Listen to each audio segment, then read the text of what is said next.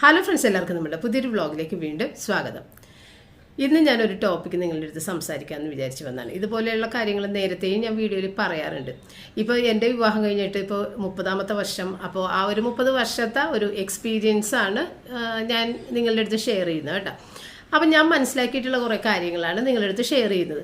കാരണം നമ്മളുടെ വീട്ടിലേക്ക് ഒരു കുട്ടി കല്യാണം കഴിച്ച് വന്നു കഴിയുമ്പോൾ, മകൻ്റെ ഭാര്യ കല്യാണം കഴിച്ച് വന്നു കഴിയുമ്പോൾ വീട്ടിൽ ഉണ്ടാകുന്ന ഒരുപാട് മാറ്റങ്ങൾ പല വീടുകളിലും നമ്മൾ കാണുന്നതും കേൾക്കുന്നതുമായ, നമ്മൾ അനുഭവിച്ചുകൊണ്ടിരിക്കുന്നതുമായ പല പല കാര്യങ്ങൾ ചേർത്തിട്ടാണ് ഞാൻ പറയുന്നത്. ഇതിൽ ഉൾപ്പെടാത്ത ഒരുപാട് കാര്യങ്ങളുണ്ട്.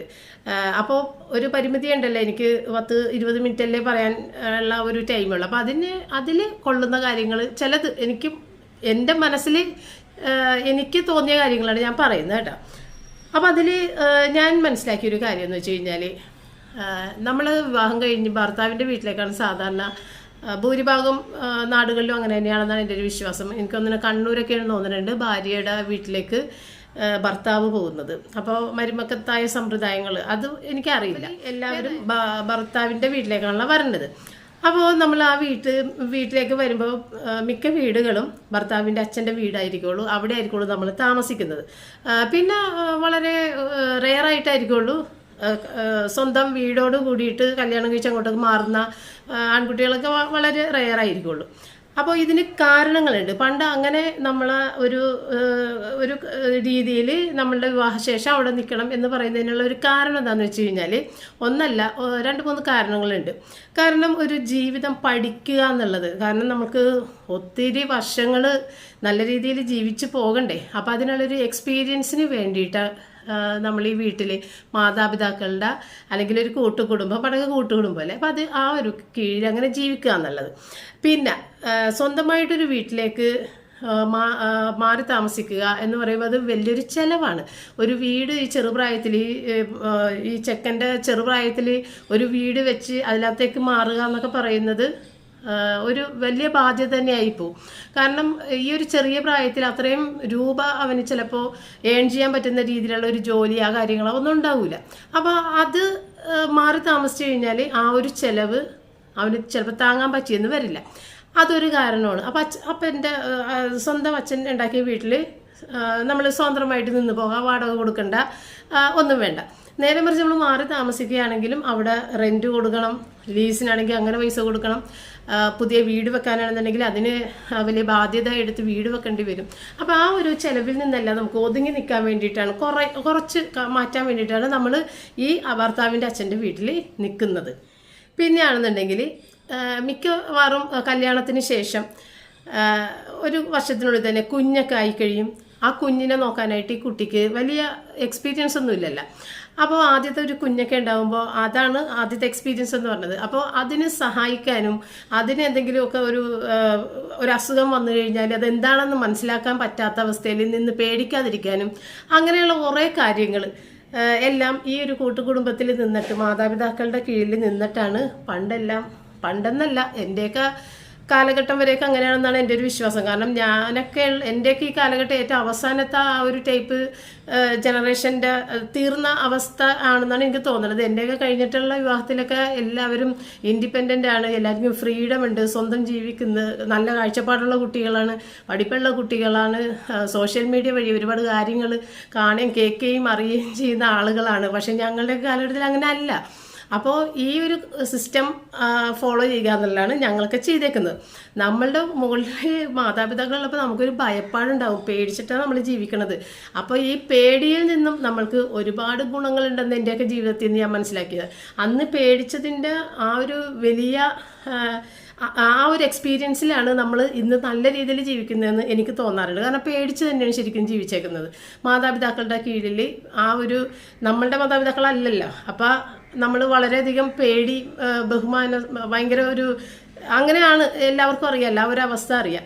നമ്മളുടെ വീട്ടിൽ നമ്മൾ എഴുന്നേക്കുന്ന 10 മണിക്കായിരിക്കാം, വീട്ടിൽ ഒരു ജോലികളും ചെയ്യാതെ അങ്ങനെ കറങ്ങിയടിച്ച് നടക്കുക, മടി പിടിച്ചിരിക്കുക, ഇങ്ങനത്തെ കാര്യങ്ങളെല്ലാം ചെയ്യുമെങ്കിലും പെട്ടെന്ന് കല്യാണം കഴിച്ചാൽ പിറ്റേ ദിവസം തുടങ്ങി നമ്മൾ രാവിലെ എഴുന്നേക്കുന്നത് നമുക്ക് ഒരുപാട് വ്യത്യാസങ്ങളാണ് വരുന്നത് അല്ലേ. അപ്പം അങ്ങനെയുള്ള പേടിയോടുകൂടിയുള്ളൊരു ജീവിതം വളരെ നല്ലതാണെന്ന് എനിക്ക് തോന്നിയിട്ടുണ്ട്. പക്ഷേ ഈ കാലഘട്ടം മാറി. ഇനി ആ പേടിയുടെ ആവശ്യമുണ്ടെന്ന് എനിക്ക് തോന്നണില്ല. കാരണം ഈ പഴയ കാലഘട്ടത്തിലെ ആളുകളുമായിട്ട് അറിവിനും വിവേകത്തിനും ഒക്കെ ഒരുപാട് ഉള്ളവരാണ് ഇപ്പോഴത്തെ കുട്ടികൾ. ഒരുപാട് മുകളിലാണ് അവരുടെ സ്ഥാനം. അവരിൽ നിന്നും നമ്മളാണ് പഠിക്കാനുള്ളതെന്ന് എനിക്ക് തോന്നാറുണ്ട്. നമ്മളുടെ മക്കളിൽ നിന്നും നമ്മൾ ഒരുപാട് കാര്യങ്ങൾ പഠിക്കണില്ലേ എന്ന് പറഞ്ഞ പോലെ നീ വരുന്ന കുട്ടികളാണെന്നുണ്ടെങ്കിലും അവരും നമ്മളുടെ മക്കളെ പോലെ തന്നെ നല്ല കാഴ്ചപ്പാടുള്ള കുട്ടികളാണ് ഇപ്പോൾ വരുന്നത്. അവർക്ക് ഇങ്ങനെ പാരൻസിൻ്റെ കീഴിൽ നിൽക്കണമെന്നൊന്നും ആവശ്യമില്ല. കാരണം അവർക്ക് അറിയാം എന്തെല്ലാം കാര്യങ്ങൾ സംഭവിക്കാതിരിക്കാം. ഇതെല്ലാം അവർ സോഷ്യൽ മീഡിയയിലൂടെയും വായനയിൽ ഒരുപാട് കാര്യങ്ങളിലൂടെ അവർ അറിയുന്നുണ്ട്. നമ്മളുടെ ജനറേഷനിൽ ആ അറിവൊന്നും ഇല്ല. അപ്പോൾ ഈ പറഞ്ഞ പോലെ നമ്മൾ ഇവരുടെ കീഴിൽ നിൽക്കുന്നത് തന്നെ ഈ മകന് ഒരു ജോലിയെടുത്ത് കുറച്ച് പണമൊക്കെ ഉണ്ടാക്കി കുറച്ച് ബാങ്ക് ലോണൊക്കെ എടുത്ത് ഒരു വീടൊക്കെ വെക്കാം. ആ ഒരു സൗകര്യം കുറച്ച് കാലഘട്ടത്തിനുള്ളിൽ ഒരു 10 വർഷം ഒരു 5 വർഷത്തിനുള്ളിലൊക്കെ തന്നെ അങ്ങനെയുള്ള കാര്യങ്ങളൊക്കെ ചെയ്യാൻ പറ്റും. എന്നിട്ട് അവരതങ്ങോട്ട് മാറണേ. അങ്ങനെയാണ് സാധാരണ കാണുന്നത് പണ്ടത്തെ ഒരു സിറ്റുവേഷനിൽ. കാരണം അതുവരെ നിൽക്കാനുള്ളൊരു സ്ഥലമാണിത്. ഈ അച്ഛൻ്റെ വീടെന്ന് പറഞ്ഞത് അതുവരെ നിൽക്കാനുള്ളൊരു സ്ഥലമാണ്. അവർക്ക് ഇൻഡിപെൻഡൻ്റ് ആകാനുള്ള ആ ഒരു സമയം വരെ നിൽക്കാനുള്ള ഒരു സ്വാതന്ത്ര്യമായിട്ട് നിൽക്കാൻ, അതായത് വാടക കൊടുക്കാതെ നിൽക്കാനും പിന്നെ എല്ലാ കാര്യത്തിനും നമ്മൾക്ക് വേണ്ടി ഒരു സപ്പോർട്ട് ചെയ്യാനുള്ള കുറച്ച് വ്യക്തികളുള്ള ഒരു കുടുംബത്തിൽ നിൽക്കുക എന്നുള്ളത്. അപ്പോൾ അതൊരു സംഭവം ഈ കുടുംബത്തുണ്ടാവുന്ന ഒരു കാര്യം. ഇങ്ങനെ നിൽക്കുമ്പോൾ മാതാപിതാക്കൾ ചില മുറുമുറുപ്പുണ്ടാവും. ഞങ്ങളുടെ വീടാണെന്നുള്ളൊരു ടോക്ക് വരും. അപ്പോൾ അത് അവർക്ക് വിഷമം ഉണ്ടാകുന്ന ഒരു കാര്യം തന്നെയാണ്. പക്ഷേ ഈ വിഷമം ഉണ്ടായാലും അത് കുറച്ച് കഴിയുമ്പോഴത്തേക്കും നമുക്ക് ഇൻഡിപെൻഡൻ്റ് ആകാം എന്നുള്ളൊരു ചിന്തയിൽ നമ്മളത് ഒന്ന് ക്ഷമിച്ചു കഴിഞ്ഞാൽ നമ്മളുടെ ഭർത്താവിനതൊരു ഒരു തണലായി മാറും. കാരണം നമ്മളപ്പോൾ ഇനി ഞാൻ ഇവിടെ നിൽക്കുന്ന പ്രശ്നമില്ല, എനിക്ക് ഇവിടെ നിന്ന് പോകണം എന്ന് പറഞ്ഞിട്ട് ഭർത്താവിന് എടുത്താൽ പോകാത്ത രീതിയിലുള്ള വൻ ചെലവുകളോട് കൂടിയിട്ട് ഒരു വീട് എടുത്ത് താമസിക്കുക എന്നൊക്കെ പറയുമ്പോൾ അത് നമ്മളുടെ ഭർത്താവിനോട് ചെയ്യുന്ന ഒരു ക്രൂരതയിട്ട് വേണം നമ്മളത് കാണാൻ വേണ്ടിയിട്ട്. അപ്പോൾ ഈ ഒരു അച്ഛൻ്റെ വീട്ടിൽ നിൽക്കുക എന്ന് പറയുമ്പോൾ ഒരു അഡ്ജസ്റ്റ്മെൻറ്റിലൂടെ നിന്ന് കഴിഞ്ഞാൽ അത് ഞാനും ഭർത്താവും എൻ്റെ മക്കളും അടങ്ങിയ ആ കുടുംബത്തിന് അത് പിന്നീട് വളരെ ഗുണം ചെയ്യും എന്നുള്ളൊരു ചിന്ത ഈ കുട്ടികൾക്ക് വന്നു കഴിഞ്ഞാൽ ഇത് ഓക്കെയാണ്. പിന്നെ മകളും അമ്മായിയമ്മയും ഈ 2 സ്ത്രീകളുടെ പ്രശ്നങ്ങളാണ് എല്ലായിടത്തും പറയുന്നത് അല്ലേ. പക്ഷെ പുരുഷന്മാരും പ്രശ്നം ഉണ്ടാക്കുന്ന കുടുംബങ്ങളുണ്ട്. അത് ഞാൻ അതിലൂടെ പറയുന്നില്ല. മെയിനായിട്ട് അമ്മായിയമ്മ മരുമകൾ പോരാണ് എല്ലായിടത്തും പറയുന്നത്. ഇപ്പം അങ്ങനെ പോരിൻ്റെ കാലഘട്ടമൊക്കെ കഴിഞ്ഞിട്ട് ആ കാലഘട്ടമൊക്കെ പോയി ഇപ്പോൾ വേറെ ഫ്രണ്ട്സ് പോലെയാണ്. ഇപ്പം അമ്മായിയമ്മ മരുമകളൊക്കെ ഫ്രണ്ട്സ് പോലെ ജീവിക്കുന്ന കാലഘട്ടമാണ്. അപ്പോൾ ഇവർ രണ്ടുപേരും ചിന്തിക്കുന്നത് ഒരേ രീതിയിൽ, അതായത് നമ്മൾ രണ്ടാളും തമ്മിൽ സംസാരിക്കുമ്പോൾ പറയുന്ന കാര്യങ്ങൾ പോസിറ്റീവായിട്ട് രണ്ടാൾക്കും എടുക്കാൻ സാധിച്ചാൽ പ്രശ്നം തീർന്നവിടെ ആ ഒരു കുടുംബം സമാധാനമായിട്ട് പോകും.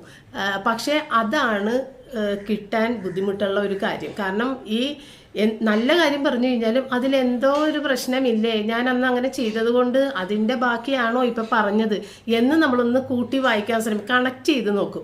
ചിലപ്പോൾ ഈ ചെയ്ത കാര്യങ്ങളും പറഞ്ഞ കാര്യങ്ങളൊക്കെ ചെയ്തതും പറഞ്ഞതൊക്കെ എപ്പോഴേ മറന്നു പോയിട്ടുണ്ടാവും. പക്ഷെ നമ്മളുടെ ഉള്ളിൽ നമ്മളിങ്ങനെ കണക്ട് ചെയ്യും.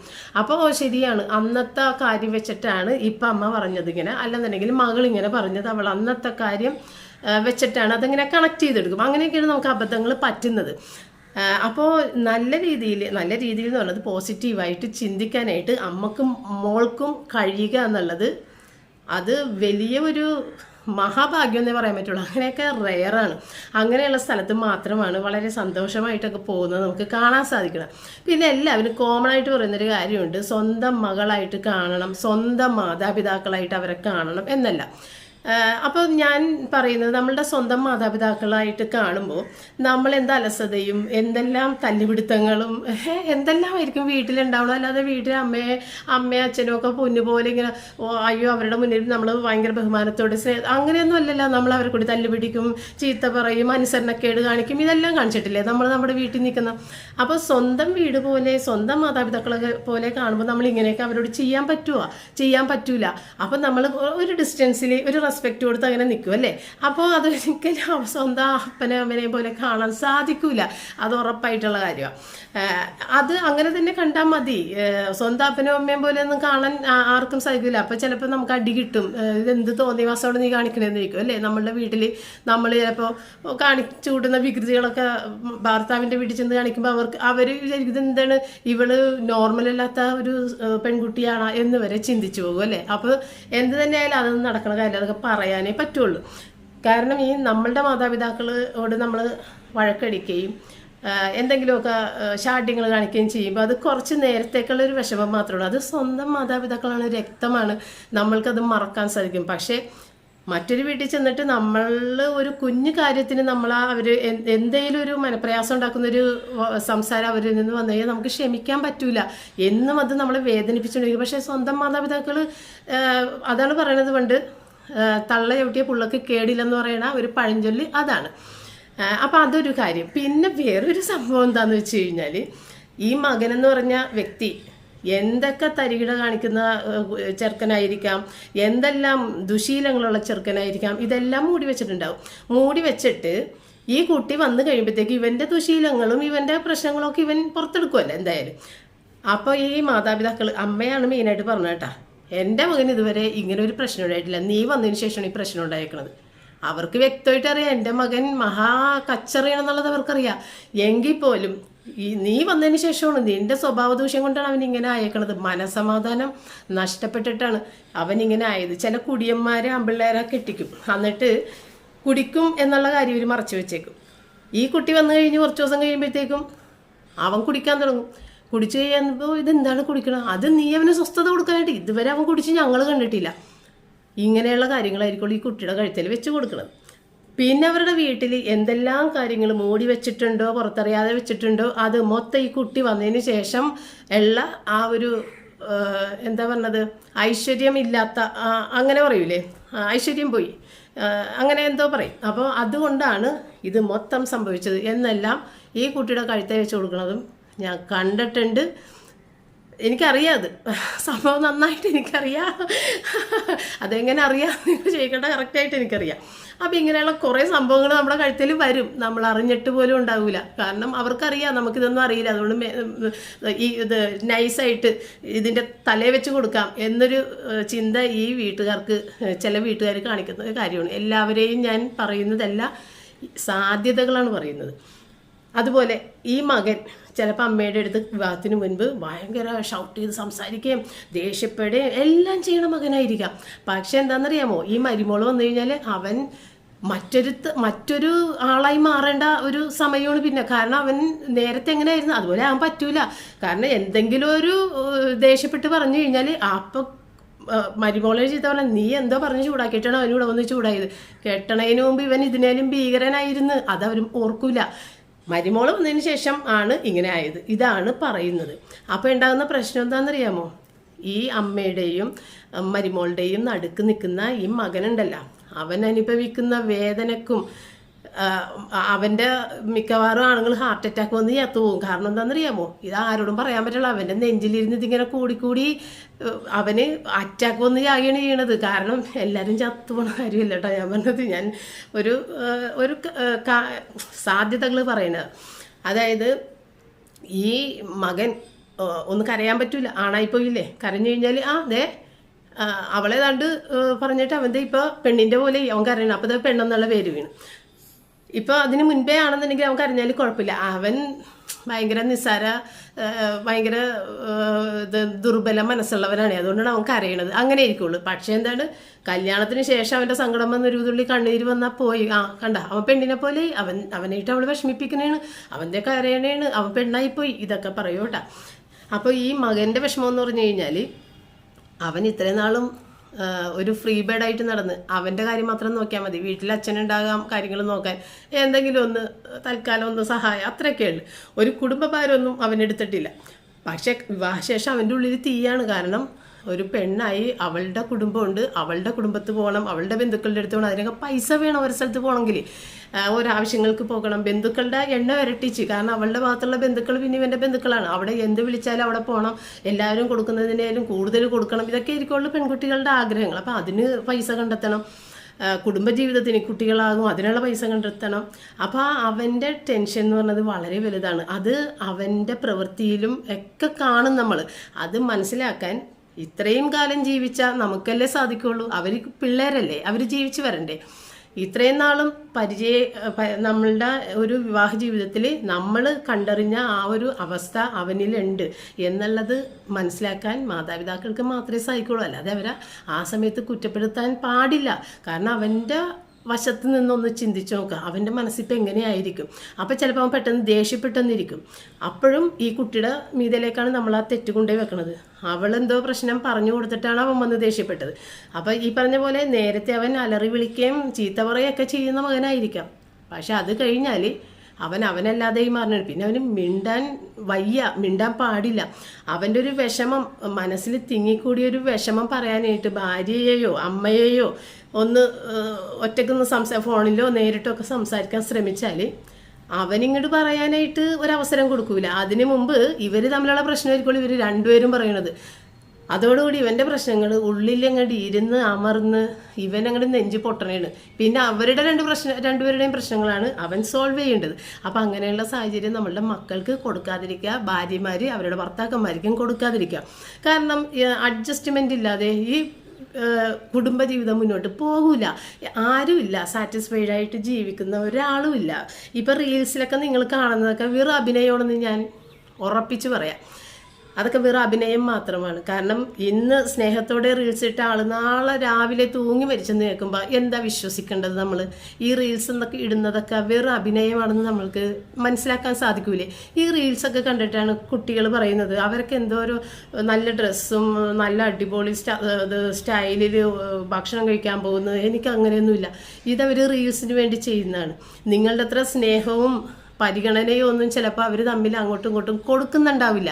അതൊക്കെ ഇപ്പോഴത്തെ കുട്ടികൾക്ക് ഇപ്പം ഞാൻ പറഞ്ഞില്ലേ, സോഷ്യൽ മീഡിയ വഴി ഒരുപാട് കാര്യങ്ങൾ അറിയാം. അതുകൊണ്ട് തന്നെ കൂട്ടുകുടുംബത്തിൽ ജീവിക്കേണ്ട ആവശ്യമൊന്നും ആർക്കും ഇല്ല.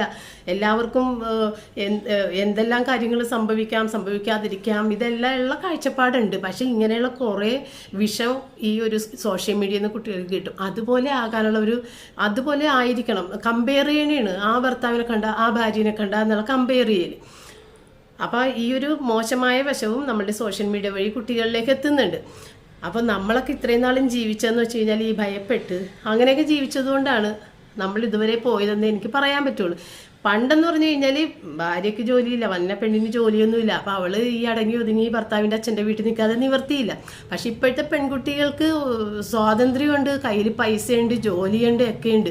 അപ്പോൾ എന്താണ്, അവരുടെ ഇഷ്ടത്തിന് സ്വാതന്ത്ര്യത്തിന് പോണേണ്. പക്ഷെ ആ സ്വാതന്ത്ര്യം കൂടുതൽ ആകുമ്പോൾ ഭാവിയിൽ അത് വളരെയധികം ദോഷം ചെയ്യുന്നെന്നുള്ളത് ഇപ്പം മനസ്സിലാവില്ല. ഈ സ്വാതന്ത്ര്യം, ഫ്രീഡം എന്ന് പറയുന്ന സംഭവം നമ്മൾക്ക്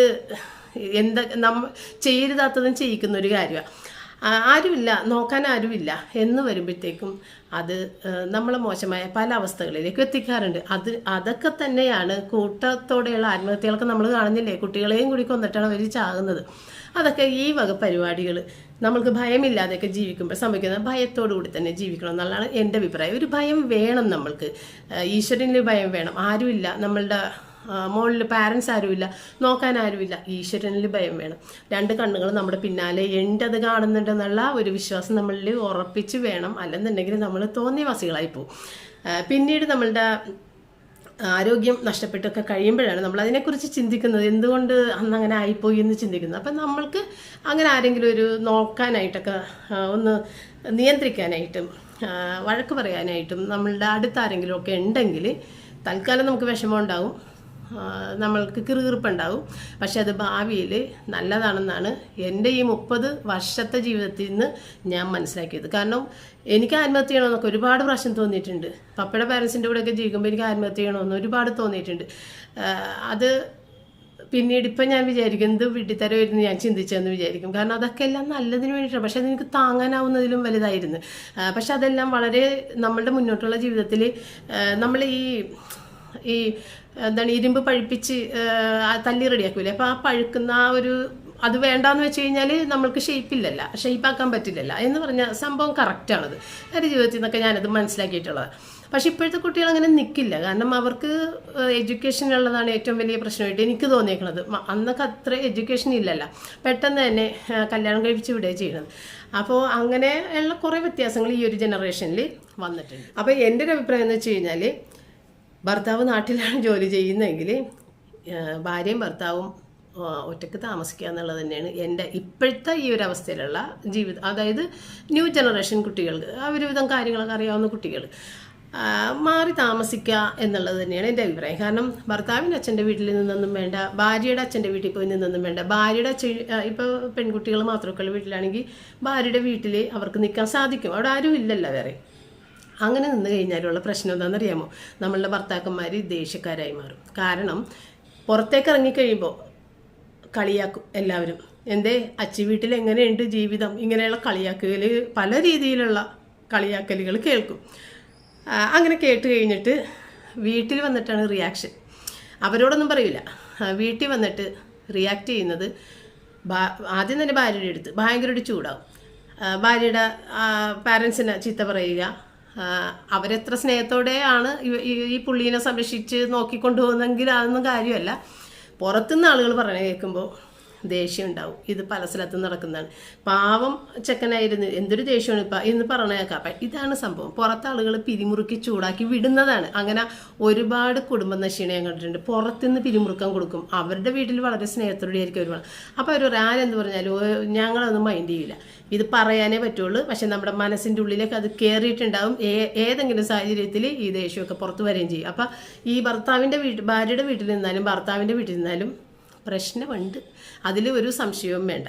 പിന്നെ ഈ പറഞ്ഞ പോലെ കുറച്ച് പ്രശ്നങ്ങൾ കണ്ടില്ല കേട്ടില്ല എന്ന് പറഞ്ഞാൽ എല്ലാം നമുക്ക് നല്ലതിന് വേണ്ടിയിട്ടേ വരുള്ളൂ. കാരണം ആ നേരം കൊണ്ട് നമ്മുടെ ഭർത്താവിൻ്റെ കയ്യിൽ പൈസയായി ഒരു വീടായി മാറി താമസിക്കാം. നേരെ മറിച്ച് നമ്മൾ ഈ എല്ലാം എടുത്ത് വേറൊരു വാടക വീട്ടിൽ പോയി താമസിച്ച് ആ വാടകയും കൊടുത്ത് നമ്മളെ ചിലവ് നോക്കുമ്പോൾ ഒരിക്കലും ഒരു വീട് വെക്കാൻ പറ്റിയെന്ന് വരില്ല. അപ്പം നമ്മൾക്കൊരു സ്വന്തമായിട്ടൊരു വീടൊക്കെ വേണമെന്ന് ആഗ്രഹമുള്ളവർ പൈസ കയ്യിലുണ്ടെങ്കിലും ഒക്കെ പെട്ടെന്ന് തന്നെ മാറാം. അല്ലാത്തവർ കുറച്ച് ഒതുങ്ങുന്നത് നല്ലതാണ്. എല്ലാം കൊണ്ടും ഇപ്പം ഞാൻ തുടക്കത്തിൽ പറഞ്ഞില്ലേ, എല്ലാം കൊണ്ടും നല്ല കാര്യമാണ്. നമ്മുടെ മക്കൾക്ക് ഒരു സപ്പോർട്ട് ഉണ്ട് നോക്കാനായിട്ട്. അപ്പം നിങ്ങൾ കമൻസിൽ എഴുതും, ഞങ്ങളുടെ പാരൻസ്, ഭർത്താവിൻ്റെ പാരൻസ് ആരും ഞങ്ങളെ നോക്കിയിട്ടില്ല, കുട്ടികളെയും തിരിഞ്ഞു നോക്കിയിട്ടില്ല എന്നൊക്കെയുള്ള. അതൊക്കെ പല അനുഭവങ്ങളല്ലേ. ഒരു 1000 കുടുംബം എടുത്ത് നോക്കിയാൽ 1000 അനുഭവങ്ങളായിരിക്കും ഉള്ളത്. അപ്പം അത് എല്ലാം ഒന്നും എനിക്കിതിൽ പറയാൻ പറ്റില്ല. എൻ്റെ ജീവിതത്തിൽ ഞാൻ എക്സ്പീരിയൻസ് ചെയ്ത കുറച്ച് കാര്യങ്ങൾ മാത്രമേ ഞാനിൽ പറയുന്നതും ഞാൻ മനസ്സിലാക്കില്ല. എക്സ്പീരിയൻസ് ഞാൻ അനുഭവിക്കാത്തത് കാര്യങ്ങളും ഉണ്ട് കേട്ടോ. എക്സ്പീരിയൻസ് ചെയ്തത് മാത്രമല്ല, അനുഭവിക്കാത്ത അന്ന് ഞാൻ മനസ്സിലാക്കിയ കുറച്ച് കാര്യങ്ങളൊക്കെയാണ് ഇതിലൂടെ ഇപ്പം ഞാൻ നിങ്ങളുടെ അടുത്ത് ഷെയർ ചെയ്യുന്നത്. കാരണം കുറേ കുട്ടികളുണ്ട്, നമ്മുടെ വീഡിയോ കാണുന്ന ചെറുപ്പം കുട്ടികളൊക്കെ ഉണ്ട്. അപ്പോൾ അവർക്കൊക്കെ ഇത് പ്രയോജനപ്പെടട്ടെ എന്ന് വിചാരിച്ചിട്ടാണ് ഞാൻ പറയുന്നത്. അപ്പോൾ ഈ കല്യാണം കഴിച്ച് വിടുമ്പോഴത്തേക്കും നമ്മളുടെ വീട്ടിൽ നിന്ന് പറഞ്ഞു വിടുന്നത് എന്താണെന്നറിയോ? ഇനി മുതൽ നിൻ്റെ വീട് അതാണെന്ന്.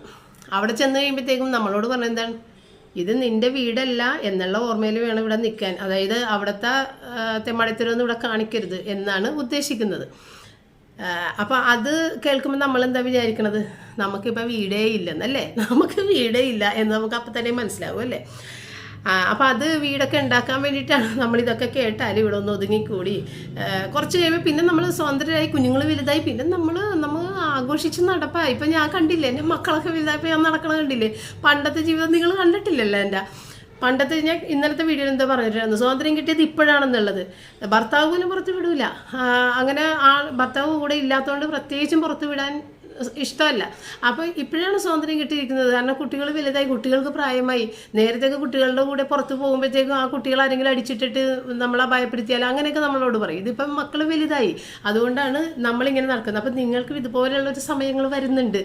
അപ്പം നിങ്ങളുടെ ആ ഒരു സമയത്തെ ആ ഒരു സന്തോഷത്തെക്കുറിച്ച് ഓർത്തിട്ട് ഇന്നത്തെ കുറച്ച് സങ്കടങ്ങൾ, എപ്പോഴും സന്തോഷമായിട്ട് തന്നെ എല്ലാവർക്കും ഇരിക്കാൻ പറ്റുമോ? സങ്കടങ്ങളും സന്തോഷങ്ങളും, കയ്പ് നിറഞ്ഞതും മധുരം എല്ലാം കൂടിയിട്ടല്ലേ നമ്മളുടെ ജീവിതം. അതിലൂടെ തന്നെ പോകണം. എല്ലാം അനുഭവിച്ച് പോയാലേ നമ്മളെ ഉരുക്കി വാർത്ത് നമ്മൾ ഒന്ന് സ്റ്റേണായിട്ട് നിൽക്കാൻ നമുക്ക് സാധിക്കുള്ളൂ. അല്ലെങ്കിൽ എന്താണെന്നറിയാമോ? വെറുതെ മുട്ടത്തൊണ്ട് പോലെയാ അല്ലെങ്കിൽ ഒരു ബിസ്ക്കറ്റ് പോലെ തകർന്നങ്ങോട്ട് പോകും, കുതിർന്ന് പോകും. ഈ ബിസ്ക്കറ്റൊക്കെ കുതിരൂലേ, ചായയൊക്കെ വേണമെങ്കിൽ അതുപോലെ നമ്മൾ പോകും. നമ്മൾ തീർന്ന് മുട്ടത്തൊണ്ട് പോലെ ഇങ്ങനെ തൊടുമ്പോൾ തന്നെ പൊടിഞ്ഞു പോയാൽ ശരിയാവൂലല്ലോ. നല്ല സ്ട്രോങ് ആയിട്ടിരിക്കണം. സ്ട്രോങ് ആണെങ്കിൽ കയ്പ് നിറഞ്ഞ അനുഭവങ്ങളിലൂടെ കടന്നു പോകണം. അതാണ് ഉരുക്കി വാർക്കലെന്ന് പറയണത്. അപ്പോൾ എനിക്കിത് പറ്റൂലേ, എനിക്കിപ്പോൾ തന്നെ പോകണമെന്ന് പറഞ്ഞിട്ട് കാര്യമില്ല. ജീവിതമാണ്. ഇനി ഒരുപാട് നിങ്ങളുടെ മക്കളിലൂടെയൊക്കെ നിങ്ങൾക്ക് കാണാൻ ഒരുപാട് കിടക്കുന്നുണ്ട്, അനുഭവിക്കാൻ ഒരുപാട് കിടക്കുന്നുണ്ട്, ആ സന്തോഷങ്ങളും ദുഃഖങ്ങളും. അപ്പോൾ അതിനുള്ളൊരു എക്സ്പീരിയൻസ് ആയിട്ട് മാത്രം ഈ ഭർത്താവിൻ്റെ വീട്ടിൽ നിൽക്കുന്ന ആളുകൾ അതിനെ കാണുക. അല്ലാതെ സങ്കടവും പറഞ്ഞ് ദുഃഖവും പറഞ്ഞ് എപ്പോഴും കരഞ്ഞുകൊണ്ട് ആരുടെ മുന്നിൽ നടക്കണ്ട. എല്ലാത്തിനെയും പോസിറ്റീവായിട്ട് ആളുകളുടെ മുമ്പിൽ പ്രസൻറ്റ് ചെയ്യുക. അല്ലാതെ കരഞ്ഞുകൊണ്ട് എനിക്കിങ്ങനെ കഷ്ടപ്പാട് അങ്ങനെ പറയരുത്. സ്ട്രോങ് ആയിട്ട് നിൽക്കുക. ഉള്ളിൽ കരയാം നമുക്ക്, അത് നമ്മൾ മാത്രമേ അറിയുള്ളൂ. മുറിയുടെ അകത്ത് കയറി നിന്നിട്ട് കരഞ്ഞോ, സങ്കടം തീരെ കരഞ്ഞോ, പക്ഷെ ഇത് കഴിഞ്ഞിട്ട് നമുക്ക് നല്ലൊരു സമയമുണ്ട് എന്നുള്ളത്, അതിൻ്റെ മുന്നോടിയായിട്ട് നമ്മളൊരു ഉരുക്കി വാർക്കലാണിത് എന്നുള്ളതും ഓർത്ത് മുന്നോട്ട് പോവുക. പിന്നെ ഞാൻ പറഞ്ഞില്ലേ, ആയിരക്കണക്ക് സംഭവങ്ങൾ കാര്യങ്ങളുണ്ട് പറയാം. ഇതെല്ലാം കൂടി ഇതിനകത്ത് നമുക്ക് പറയാനായിട്ട് സാധിക്കില്ല. കുറച്ച് അതായത് ഭർത്താവിൻ്റെ വീട്ടിൽ നിന്ന് കുറച്ച് ദിവസത്തേക്കൊന്ന് ഒരു മനപ്രയാസമൊക്കെ ഒന്ന് മാറി നിൽക്കണമെന്ന് ചോദിച്ചാൽ നമ്മൾ നമ്മുടെ വീട്ടിലേക്ക് പോയിട്ടുണ്ടെങ്കിൽ അവിടെ അടുത്ത സഹോദരങ്ങൾ ഉണ്ടെങ്കിൽ അവർ കുറച്ച് ദിവസം കഴിയുമ്പോൾ പറയും, കുറേ നാളായില്ലേ വന്ന് നിൽക്കണത്. അപ്പം നമ്മൾ അവിടെയും പ്രശ്നങ്ങൾ ഉണ്ടാക്കുവേ. കാരണം നമുക്ക് ഇവിടുത്തെ പ്രശ്നങ്ങൾ അവിടെ കൊണ്ടുപോയിട്ട് ആ ഒരു ദേഷ്യം അവിടെ കാണിക്കും. എന്തെങ്കിലുമൊക്കെ കാര്യങ്ങൾ സംസാരിക്കുമ്പോൾ അതിൻ്റെ ഇടയിൽ നമ്മുടെ ദേഷ്യമൊക്കെ വരും. അപ്പോൾ ഈ കുട്ടികൾ പറയേ, ഈ ഇളയ കുട്ടികളൊക്കെ ഉണ്ടെങ്കിൽ പറയും, ഇവിടെ നിന്ന് പോയിക്കോ, എന്തിനാണ് ഇവിടെ വന്നിട്ട് ഈ പ്രശ്നം ഉണ്ടാക്കുന്നത്, കെട്ടിച്ചു വിട്ടെങ്കിൽ അവിടെ പോയി നിന്നോ. അതും കേൾക്കേണ്ടി വരും. മാതാപിതാക്കൾക്കാണെന്നുണ്ടെങ്കിലും ആദ്യത്തെ പോലെയുള്ള ഒരു അറ്റാച്ച്മെൻ്റ് ആയിരിക്കില്ല കല്യാണം കഴിച്ച ഒരു പെൺകുട്ടിയോട് പിന്നീട് ഉണ്ടാകുന്നത്. അത് നിങ്ങൾക്ക് എല്ലാവർക്കും മനസ്സിലാക്കാവുന്ന കാര്യമാണ്. അതിനൊരു പരിധിയുണ്ട്. വീട്ടിൽ മറ്റുള്ള മക്കളുണ്ടെങ്കിൽ കൂടുതൽ പരിധിയുണ്ട്. മക്കളില്ലെങ്കിൽ പോലും, ഒറ്റ മകളാണെങ്കിൽ പോലും പിന്നീട് അതൊരു ദോഷത്തിലേക്ക് വരുള്ളൂ അവിടെ പോയി നിന്ന് കഴിഞ്ഞാൽ. അപ്പം അതും ഒരു കാര്യമുണ്ട്. എന്നിട്ട് നമ്മൾ ഇവിടെ നിന്ന് നേരെ ഭർത്താവിൻ്റെ വീട്ടിലേക്ക് വരുമ്പോൾ എന്തേ അവിടെ നിന്ന് ഓടിച്ചു വിട്ടല്ലേ എന്നുള്ളൊരു ചോദ്യം ഇവിടെ നിന്ന് ഒന്ന് ചിന്തിച്ചു നോക്കിയാൽ നമ്മുടെയൊക്കെ അവസ്ഥ എന്താണെന്ന്. നമ്മുടെയൊക്കെ അവസ്ഥ അതാണ്. എന്തേ അവിടെ നിങ്ങൾ ഓടിച്ചു വിട്ടല്ലേ എന്ന് അപ്പം തന്നെ ചോദിക്കും. എന്തിനാണ് അതിനൊക്കെ നിൽക്കുന്നത്? അപ്പോൾ ഒന്ന് ഒതുങ്ങിക്കഴിഞ്ഞാൽ നമ്മളുടെ കൈപ്പിടിയിൽ എല്ലാം ഭദ്രമായിട്ട് വരും എന്നുള്ളതാണ് ഭൂരിഭാഗം. ഇതിലൊന്നും പെടാത്ത ഒരുപാട് കേസസ് ഉണ്ട്. ഭർത്താവിനെ കൊണ്ടുള്ള പ്രശ്നങ്ങളുള്ള ആളുകളുണ്ട്. അതൊക്കെ വേറെ. ഇത് ഭർത്താവിനോട് കൂടിയുള്ള പ്രശ്നങ്ങളാണെന്നുണ്ടെങ്കിൽ വേറെ ആരൊക്കെ നല്ലതാണെന്ന് പറഞ്ഞിട്ടും കാര്യമില്ല. ഭർത്താവ് പോയാൽ പോയി. മറ്റുള്ള എല്ലാവരും പ്രശ്നക്കാരാണെങ്കിലും ഭർത്താവ് നമ്മളുമായിട്ട് ചേർച്ച ചെയ്യണമെന്നുണ്ടെങ്കിൽ അത് മതി. മറ്റുള്ളതൊക്കെ നിങ്ങൾ വിട്ട് കളഞ്ഞേക്ക്. അതൊക്കെ പിന്നീട് ഓർക്കുമ്പോൾ ചിരി വരും നിങ്ങൾക്ക്. അപ്പോൾ അത് ഒതുങ്ങിപ്പോവുക. ഭർത്താവ് മോശമാണ്, നമ്മളെ കൂടി ചേർന്നില്ല എന്നുണ്ടെങ്കിൽ പ്രശ്നം വേറെ, അത് വേറെ കാര്യം. അതൊന്നും ഞാനിതിൽ പറയുന്നില്ല. അപ്പം ഏറ്റവും അവസാനം പറയാനുള്ളത്, ഭർത്താവിൻ്റെ അമ്മയുടെ ക്ഷമ പോലെയാണ് കുറേ കാര്യങ്ങൾ നല്ല രീതിയിൽ മുന്നോട്ട് പോകുന്നത്. ക്ഷമ കുറവാണെന്നുണ്ടെങ്കിൽ പറഞ്ഞിട്ട് കാര്യമില്ല. കാരണം ഇത്രയും ജീവിത അനുഭവങ്ങളും പ്രായമൊക്കെ ഉണ്ടല്ലോ നമുക്ക്. അത് വെച്ചിട്ട് നമ്മളാണ് കൂടുതൽ ക്ഷമ കാണിക്കേണ്ടത് എന്നാണ് എൻ്റെ ഒരു അഭിപ്രായം. പിന്നെ ഇക്കാലത്തൊക്കെ എല്ലാവരും ഫ്രണ്ട്സ് പോലെ ജീവിക്കുന്നവരാണ്. പിന്നെ നമ്മൾ ഈ വരുന്ന കുട്ടി എന്ന് പറയുമ്പോഴത്തേക്ക് അവളും ഇതുപോലെ ഒരു കുടുംബത്തിൽ നിന്ന് വന്നതാണ്. അവൾക്ക് ബന്ധുക്കളും സഹോദരങ്ങളും മാതാപിതാക്കളും ഉണ്ടെന്നുള്ളത് മറന്നു പോകാതിരിക്കുക. അവരെ നമ്മൾ റെസ്പെക്റ്റ് ചെയ്യുക. റെസ്പെക്റ്റ് ചെയ്തേ പറ്റുള്ളൂ. അല്ലാതെ പൂച്ചഭാവത്തോടുകൂടി കണ്ടു കഴിഞ്ഞാൽ അവൾക്ക് എങ്ങനെയാണ് നമ്മളോട് സ്നേഹം തോന്നുന്നത്? അവളുടെ വീട്ടിലെ ബന്ധുക്കളും പാരൻസും ഒക്കെ വരുമ്പോൾ അതിൻ്റേതായ റെസ്പെക്റ്റോടുകൂടി അവരെ കാണുകയും വേണ്ട കാര്യങ്ങൾ ചെയ്തു കൊടുക്കുകയും ചെയ്തു കഴിഞ്ഞാൽ തന്നെ ഈ കുട്ടിക്ക് ഭയങ്കര സന്തോഷമാവില്ലേ? നമ്മളുടെ വീട്ടിൽ നിന്നൊക്കെ ആരെങ്കിലും വരുമ്പോൾ അമ്മ പോയിട്ട് പുറകിൽ മുറിയിൽ പോയിരുന്നു കഴിഞ്ഞാൽ നമുക്ക് ആ അമ്മയോട് എന്താ തോന്നണത്?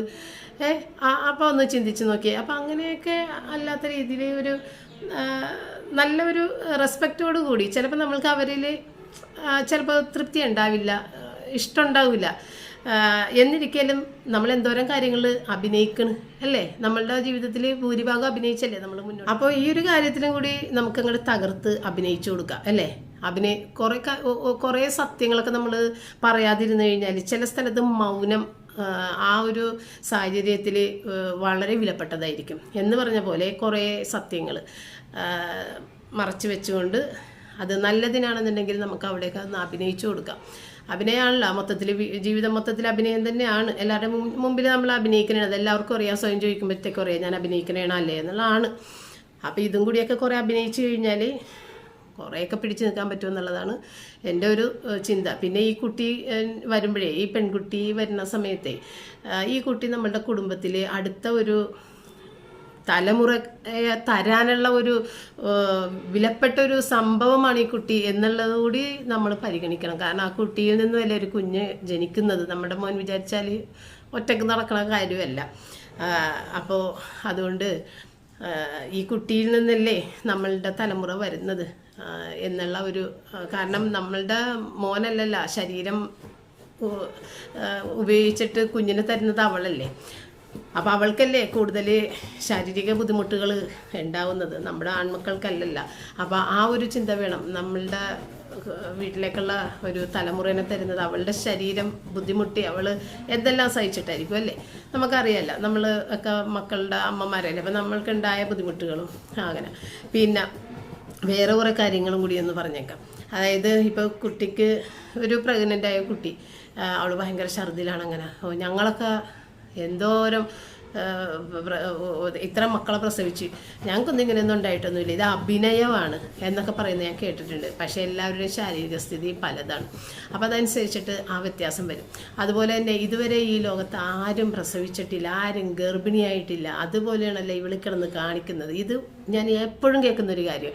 ഇതുവരെ ആരും അവന് വെറുതെ ഏതാണ്ട് അത് താഴേക്ക് വീണു പോകും, താഴത്തോട്ട് കുഞ്ഞു വയറ്റിൽ നിന്ന് വീണു പോകുന്നുള്ള രീതിക്കാണ് അവൻ കൊണ്ടു നടക്കണത്. ഇതൊക്കെ പറഞ്ഞ കേട്ടിട്ടുണ്ട് ഞാൻ.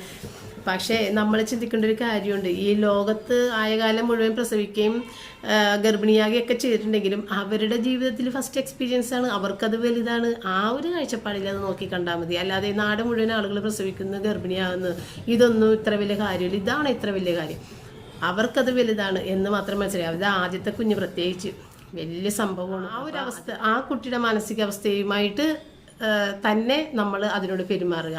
അങ്ങനെയാണ്, അവർക്കത് വലിയ കാര്യമാണത്. അപ്പം അത് മറന്നുപോകാതെ ഇരിക്കേണ്ട ഒരു കാര്യമാണ്. മിക്ക വീടുകളിൽ ഇത് കേൾക്കണതാണ്. ഈ പീരിയഡ്സിൻ്റെ സമയത്ത്, ഈ ഗർഭിണി ആ സമയത്തൊക്കെ ചിലവർക്ക് ഭയങ്കര ബുദ്ധിമുട്ടുകളുണ്ടാകും. പീരിയഡ്സ് ആകുമ്പോൾ എഴുന്നേക്കാൻ പറ്റാത്ത അവസ്ഥയിൽ പോകും, വേദന ഉണ്ട് സഹിക്കാൻ. ഇപ്പം എന്നെ സംബന്ധിച്ച് എനിക്ക് പീരിയഡ്സ് പറഞ്ഞ പോലും അറിയാറില്ല, വേദനയാ ഒന്നുമില്ല. അപ്പം ഞാൻ വിചാരിക്കണം എന്താണ്, എനിക്കങ്ങനെയാണ്, എല്ലാവർക്കും അങ്ങനെ ആയിരിക്കും. അങ്ങനെ അല്ല, എല്ലാവർക്കും വ്യത്യസ്തമാണ്, ഓരോ ശരീരസ്ഥിതികൾ വ്യത്യസ്തമാണ്. അപ്പോൾ അതിനെയൊക്കെ ഒന്നും മാനിക്കണം. പിന്നെ അപ്പോൾ ചിലപ്പോൾ നിങ്ങൾ ചോദിക്കും, ചിലവരിങ്ങനെ അഭിനയിക്കും, ഒന്നുമില്ലെങ്കിൽ പോലും കുറച്ച് ദിവസം കിടക്കാമെന്ന് വെച്ചാൽ അഭിനയിച്ചോട്ടെ. ഒരു മാസം കിടക്കൂലല്ല, 2-3 ദിവസമല്ലേ, സാരമില്ല, കണ്ണടച്ച് കളയാം. പിന്നെ അവർക്ക് തന്നെ വിഷമം തോന്നും, ഞാൻ എത്ര നാളായി അമ്മനെ പറ്റിക്കാൻ തുടങ്ങിയിട്ട് എന്ന് അവർക്ക് തന്നെ വിഷമം തോന്നും. അത്രയൊക്കെ ഉള്ളു കഥ. അപ്പോൾ ഇത് ഞാൻ ചുമ്മാ നിങ്ങളുടെ അടുത്ത് ഇങ്ങനെ ഇരുന്ന് വീട്ടിലിരുന്ന് നമ്മൾ തമ്മിൽ മുഖത്ത് നോക്കിയൊക്കെ സംസാരിക്കുന്ന പോലെ പറഞ്ഞ് തീർക്കുന്നതാണ്. അല്ലാതെ ആധികാരികമായിട്ടുള്ള ഒരു ടോക്കൊന്നും അല്ല. ഇങ്ങനെ പറയുമ്പോഴാണ് നിങ്ങൾക്ക് കൂടുതൽ അത് കേട്ടിരിക്കാൻ തോന്നുക എന്നുള്ളത് എനിക്കറിയാം. എനിക്കും ഇഷ്ടം ഇങ്ങനെ പറയുന്നത്. ആധികാരികമായി പറയുന്നതിനോടൊന്നും അതൊന്നും കേട്ടിരിക്കാൻ എനിക്ക് സത്യത്തിൽ തോന്നാറ്. നമ്മളുടെ വീട്ടിൽ നമ്മൾ ഫേസ് ടു ഫേസ് ഇരുന്നിട്ട് സംസാരിക്കുന്ന പോലെ സംസാരിക്കുന്ന കാര്യങ്ങൾ കേൾക്കാനാണ് എനിക്കിഷ്ടം. അതുപോലെ തന്നെയാണ് എന്നെ കാണുന്ന എൻ്റെ വീട്ടമ്മമാരായ കുറേ ആളുകളല്ലേ, അപ്പോൾ അവർക്കും അതിന് ഇഷ്ടമെന്ന് എനിക്കറിയാം. അപ്പോൾ ഇന്നത്തെ വീഡിയോ വെച്ചിട്ട് വൈൻഡപ്പ് ചെയ്യുന്നു. ഇതിൽ പെടാത്ത ഒരുപാട് കാര്യമുണ്ട് കേട്ടോ. അപ്പോൾ എനിക്ക് പറ്റുന്ന എൻ്റെ ചിന്തയിൽ വന്ന കാര്യങ്ങളൊക്കെ ഒരുവിധം ഉൾപ്പെടുത്തിയിട്ടുണ്ടെന്നാണ് എൻ്റെ ഒരു വിചാരം. അപ്പോൾ ഇനി നമ്മൾക്ക് അടുത്തൊരു വീഡിയോ ആയിട്ട് വീണ്ടും കാണാം. താങ്ക്